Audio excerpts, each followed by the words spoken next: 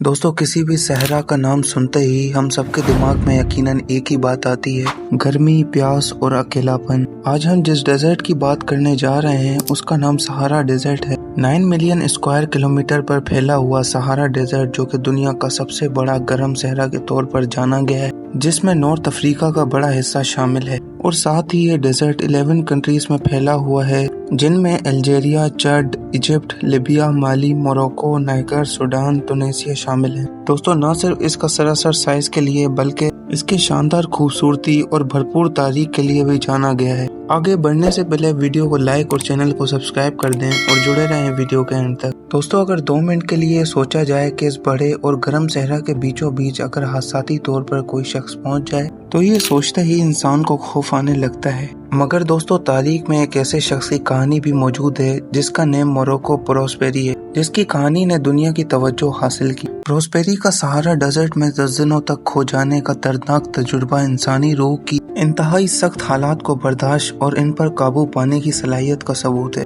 दोस्तों अप्रैल 1994 में मोरो प्रोस्पेरी मैराथन डी सेबल्स में पार्टिसिपेट के लिए निकले, जो मोरक्को के सहारा डेजर्ट में 6 दिनों का अल्ट्रा मैराथन है। ये रेस, जिसे जमीन पर कदमों की सबसे मुश्किल दौड़ कहा जाता है, तकरीबन 250 किलोमीटर 155 माइल डेजर्ट जोन पर मुहित है, जो इंसान की फिजिकल और मेंटल लिमिट्स को चेक करती है। दोस्तों प्रोस्पेरी एक तजुर्बेकार मैराथन रनर और इटालियन पुलिस फोर्स के मेंबर ने कमिटमेंट और जोश के साथ एक जबरदस्त चैलेंज का आगाज किया। प्रोस्पेरी को बहुत कम मालूम था कि उसका सफर जल्द ही एक ऐसा मोड़ लेगा जिसका नतीजा नाकाबिल तसव्वुर आजमाइश होगी। दोस्तों स्टार्टिंग के वक्त सब कुछ नॉर्मल रहा, सब रनर फासले से भागना शुरू हुए। मैराथन रेस में 6 चेक पॉइंट थी, जो कि प्रोस्पेरी ने आसानी से 2 स्टेज कंप्लीट की।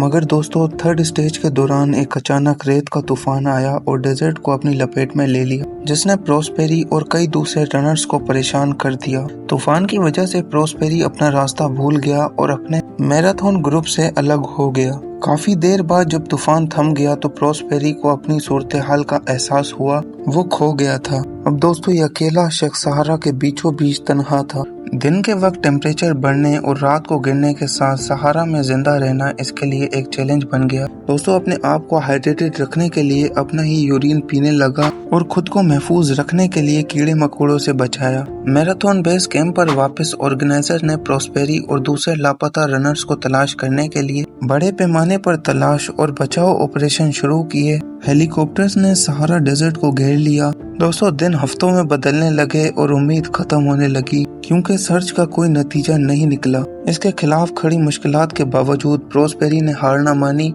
और अपनी बका की जंग जारी रखने के लिए अंदर से ताकत हासिल की। दोस्तों अब 9 दिन गुजर गए। 9 दिन बेमकसद घूमने के बाद प्रोस्पेरी की आजमाइश ने एक काबिल मोड़ लिया। जब उसने रेत में बनी हुई एक मस्जिद की तरह का स्ट्रक्चर देखा तो धूप से बचते हुए उसने स्ट्रक्चर में पनाह ली, उसके अंदर रुका और आराम किया। दोस्तों जब सारी उम्मीदें खत्म होने लगी तो प्रोस्पेरी एक खाना बदोश खानदान से मिला जो उस स्ट्रक्चर के पास था। प्रोस्पेरी को उसकी आजमाइश से मायूस और कमजोर होने से बचाया गया और इसे करीबी अल्जीरियन मिलिट्री बेस पर ले जाया गया, जहां उसकी केयर और मेडिकल ट्रीटमेंट किया। दोस्तों प्रोस्पेरी की मौजूदा तौर पर जिंदा रहने की खबरें फैलने लगी और उसकी हिम्मत और इस्तकामत की कहानियां से लातादार लोगों को मुतासिर किया। सहारा डेजर्ट में 1 हफ्ते से ज्यादा दिन गुजारने के बाद वो अपने खानदान से मिला।